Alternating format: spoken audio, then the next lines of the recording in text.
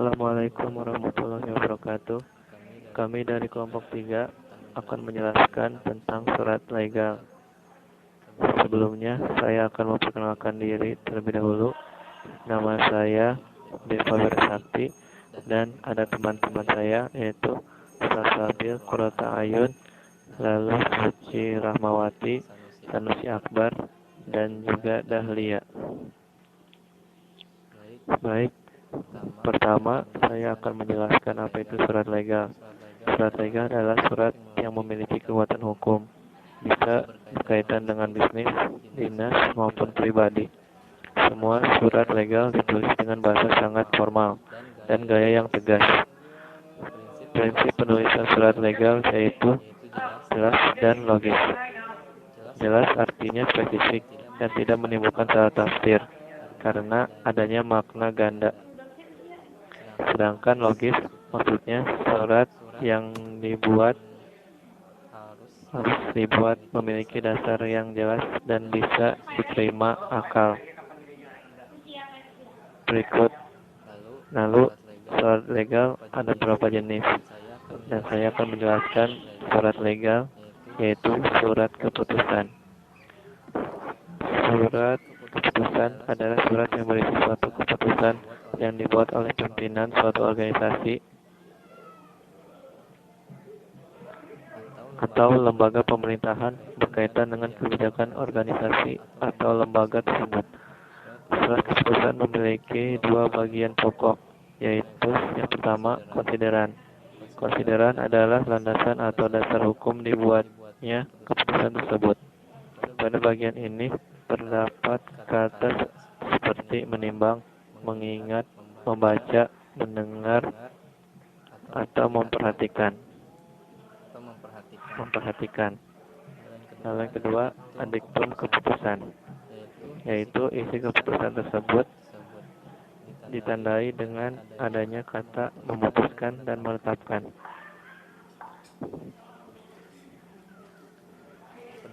Pedoman penulisan surat keputusan.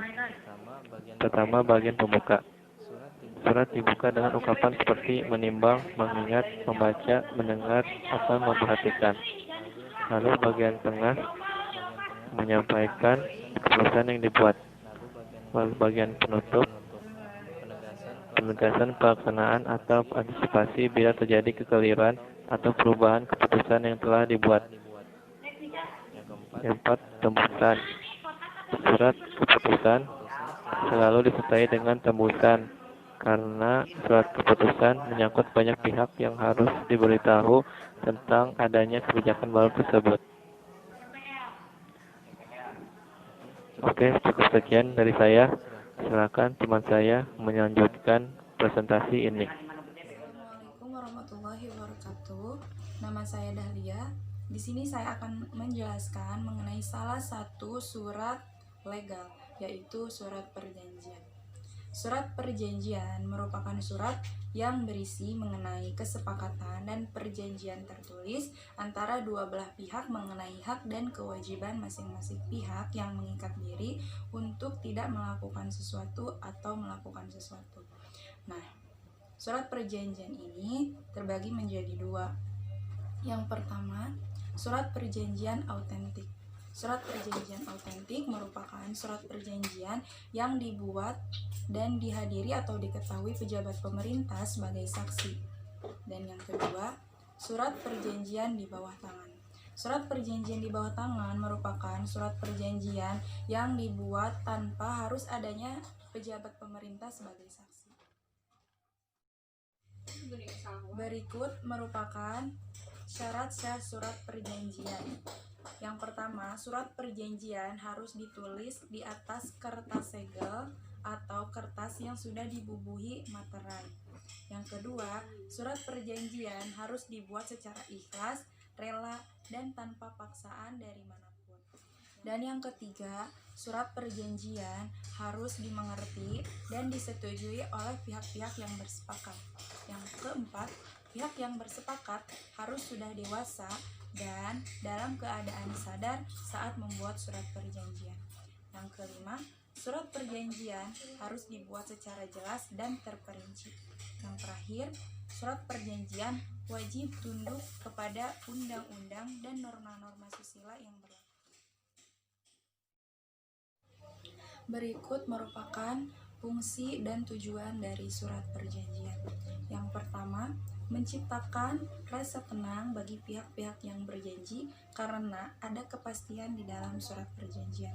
Nah, yang kedua, mengetahui dengan jelas batas hak dan kewajiban antara pihak-pihak yang berjanji. Nah, yang ketiga, untuk menghindari perselisihan yang mungkin muncul di masa depan. Dan yang keempat, sebagai acuan dalam menyelesaikan perselisihan atau perkara yang mungkin timbul akibat suatu perjanjian. Nah, terakhir ada cara untuk membuat surat perjanjian atau format dari surat perjanjian. Yang pertama, judul surat perjanjian. Judul surat perjanjian ini akan bergantung kepada tujuan membuat surat perjanjian ini. Contohnya seperti surat perjanjian jual beli tanah. Nah, yang kedua, data pribadi dari kedua belah pihak yang saling bersepakat. Nah, data pribadi ini, data yang dimaksud termasuk nama, NIK, alamat, pekerjaan, sampai nomor telepon. Yang ketiga, pasal-pasal atau rincian kesepakatan berisi rincian perjanjian yang disepakati oleh kedua belah pihak. Yang keempat, bagian penutup surat perjanjian berisi bagian penutup untuk mengakhiri rincian kesepakatan. Dan yang kelima, tanggal surat berisi tanggal berapa dan di mana surat tersebut. Yang terakhir, nama terang dan tanda tangan kedua belah pihak serta saksi-saksi. Nah, tujuannya untuk memperkuat status surat perjanjian di hadapan hukum. Nah, bagian ini juga perlu diberi materai 6. Assalamualaikum warahmatullahi wabarakatuh. Perkenalkan, nama saya Sanusi Akbar. Di sini saya akan menjelaskan surat legal yang ketiga, yaitu surat tugas atau surat perintah. Langsung saja kepada pembahasan materi yang pertama, yaitu pengertian surat tugas.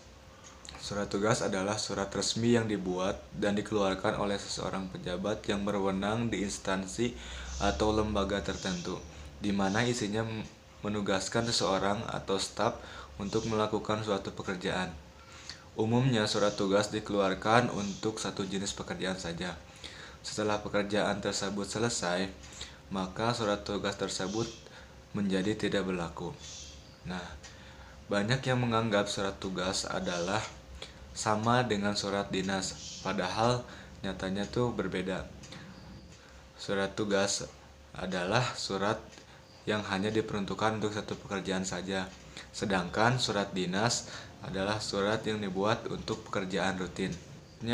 Tujuan serta kegunaan surat tugas.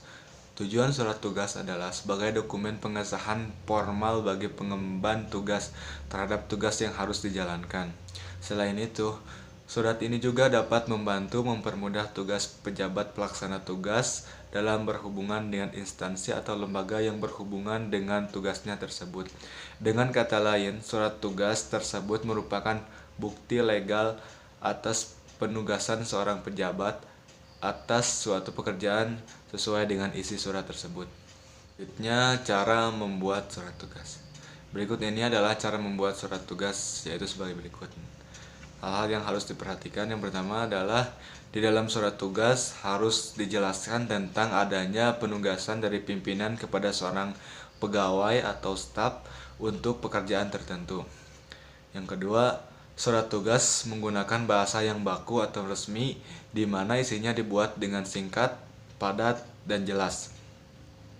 Kemudian yang ketiga, di dalam surat tugas harus dilengkapi dengan kop surat, judul surat, nomor surat, isi surat, tanggal, nama, dan tanda tangan pejabat pemberi tugas, dan nama tanda tangan penerima tugas. Kemudian yang terakhir adalah surat tugas harus dibubuhi dengan stempel instansi yang bersangkutan. Selanjutnya bagian-bagian surat tugas. Di dalam membuat surat tugas ada beberapa bagian yang harus dibuat secara berurutan. Berikut ini adalah urutan cara membuat surat tugas yang baik dan benar. Yang pertama itu harus ada kop surat atau kepala surat, kemudian judul surat yang sudah jelas pasti surat tugas judulnya. Kemudian nomor surat itu tergantung yang membuat, kemudian identitas pejabat pemberi tugas, dan yang kelima identitas pegawai atau staf yang menerima tugas. Kemudian ada isi surat tugas yang menjelaskan tentang pekerjaan yang harus dilaksanakan penerima tugas, jangka waktunya berapa lama, dan pertanggungjawaban. Kemudian itu adalah keterangan tempat dan waktu pemberian tugas. Dan yang terakhir adalah kolom tanda tangan pemberi tugas dan penerima tugas. Kemudian di sini ada contoh surat tugas. Nah, seperti yang dijelaskan tadi, yang pertama harus ada kop surat atau kepala surat. Nah, di sini dia contohnya adalah PT Ternak Jaya Abadi, Jalan Cendrawasih Raya nomor 01 Depok, Jawa Barat. Nomor telepon 02177773662. Kemudian yang kedua ada judul surat. Judul surat pasti judulnya adalah surat tugas. Nah, di sini seharusnya itu ada nomor surat. Namun di sini tidak dicantumkan nomor surat. Mungkin contoh surat tugas ini adalah hanya untuk si pegawai, jadi tidak harus menggunakan nomor surat. Tapi untuk jenis surat yang lain mungkin harus ada nomor suratnya. Kemudian yang keempat ada identitas pejabat pemberi tugas. Seperti misalnya di sini dicontohkan Pak Robin Tamewu sebagai jabatannya direktur. Pokoknya alamatnya harus jelas, nama perusahaannya juga harus jelas. Kemudian yang selanjutnya ada identitas pegawai atau staf penerima tugas.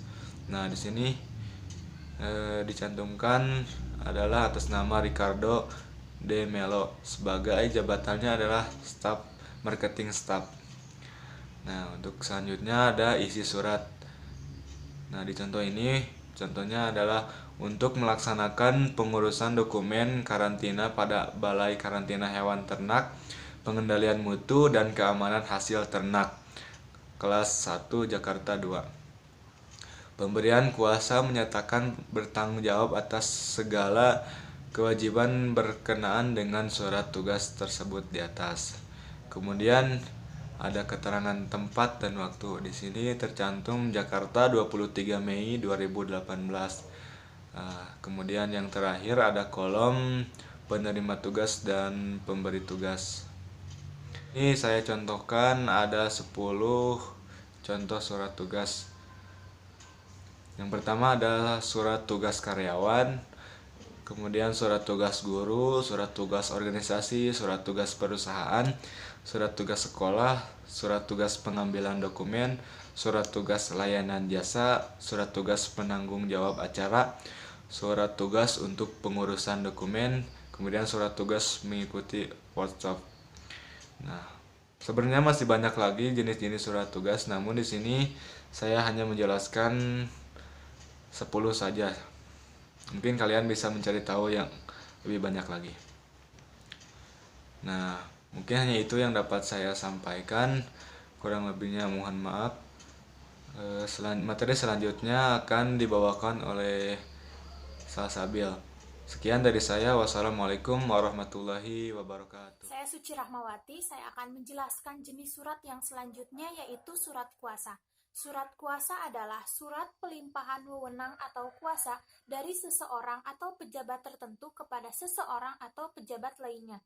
Pelimpahan wewenang dapat mewakili pihak yang memberi wewenang dalam urusan pribadi, bisnis, ataupun hukum. Fungsi dan manfaat surat kuasa adalah sebagai bukti pernyataan dari pihak pemberi kuasa bahwa pihak penerima kuasa memiliki hak dan kewajiban untuk melakukan hal yang dijelaskan pada isi surat kuasa. Dengan kata lain, pihak penerima kuasa merupakan wakil dari pemberi kuasa untuk melakukan hal-hal yang dijelaskan dalam surat kuasa tersebut. Unsur-unsur surat kuasa. Dalam pembuatan surat kuasa, di dalamnya harus terdapat beberapa unsur. Berikut adalah unsur-unsur surat kuasa yang harus dicantumkan dengan jelas. Unsur-unsur surat kuasa yang diperlukan organisasi luar. Yang pertama, data pribadi pihak pemberi kuasa. Yang kedua, data pribadi pihak yang diberi kuasa. Dan yang ketiga, bentuk wewenang atau kuasa yang diberikan serta batas-batasnya. Sedangkan rincian data pribadi baik pihak pemberi kuasa maupun penerima kuasa meliputi untuk surat kuasa dinas harus ada nama, NIP atau NRP, pangkat atau golongan, dan jabatan. Untuk surat kuasa pribadi terdapat nama, nomor kartu identitas, pekerjaan, dan alamat. Hal-hal yang harus diperhatikan ketika memberikan surat kuasa kepada pihak lain. Yang pertama, pemberi kuasa dan penerima kuasa harus sudah dewasa serta sehat jasmani dan rohani.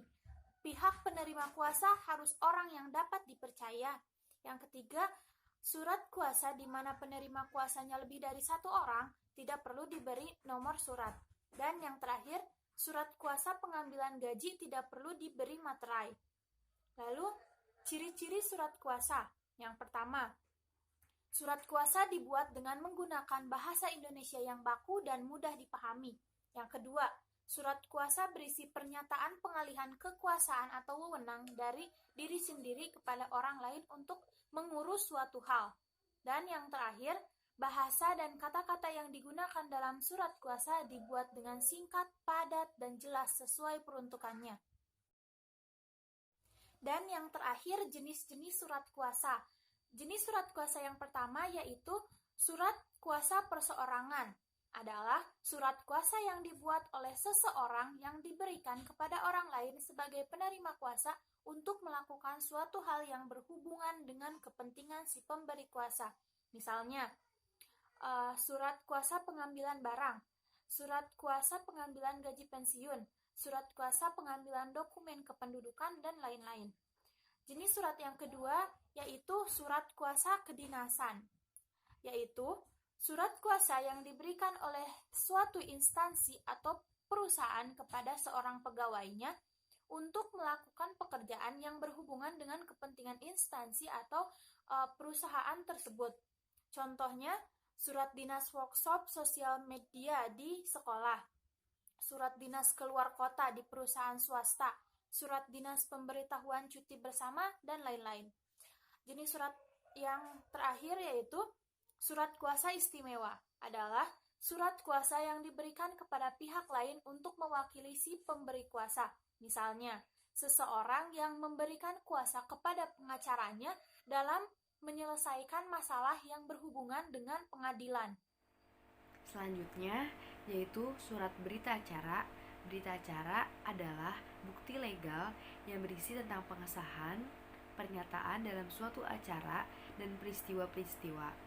Dan berita acara biasanya difungsikan sebagai bukti legal dalam suatu kejadian tertentu. Berikutnya yaitu tujuan serta kegunaan berita acara. Secara umum, kegunaan surat berita acara adalah sebagai alat dokumentasi sebuah lembaga yang membuktikan telah terjadinya suatu kegiatan pada tanggal dan waktu yang telah ditentukan. Yang pertama yaitu kegunaan berita acara serah terima. Contohnya serah terima barang yang difungsikan sebagai bukti telah terjadinya pembelian barang dan barang tersebut telah diberikan oleh pihak yang membeli barang tersebut. Selanjutnya, kegunaan berita acara rapat. Berita acara rapat yang difungsikan sebagai dokumentasi dan catatan hasil dari poin-poin hasil rapat yang telah disepakati. Selanjutnya, kegunaan berita acara kegiatan. Beberapa kegiatan yang membutuhkan sebuah berita acara seperti pagelaran seni, konser, dan lain-lainnya. Selain itu juga berita acara itu menyangkut dengan poin-poin penting dalam sebuah acara. Selanjutnya, kegunaan berita acara kejadian. Berita acara kejadian memiliki fungsi sangat penting dan digunakan sebagai alat untuk membuktikan sebuah kejahatan atau peristiwa yang sebenarnya terjadi dan dibuktikan sebagai alat bukti rumah sakit, kepolisian, kehakiman, dan bukti lainnya. Selanjutnya, kegunaan berita acara kesepakatan. Saat sebuah rapat telah menemukan sebuah kesepakatan, lalu dibuat sebuah surat berita acara kesepakatan, di mana itu untuk mendokumentasikan hasil kesepakatan agar tidak ada yang melanggar kesepakatan yang telah disetujui. Selanjutnya yaitu bagian-bagian umum yang terdapat dalam berita acara. Yang pertama yaitu nama yang bertransaksi, nama, jabatan, dan lain-lainnya. Selanjutnya adalah barang yang ditransaksikannya, nama barangnya, jumlahnya, dan waktu. Waktunya tuh hari, bulan, tahun, dan selanjutnya itu tempat, nama gedungnya, kode posnya, di jalan mana, atau yang lain-lainnya. Selanjutnya, cara membuat berita acara. Pertama, sebaiknya sebuah kegiatan memberikan berita acara dengan secara terperinci seperti nama, tempat tinggal, tanggal lahir, alamat rumah, dan lain-lainnya.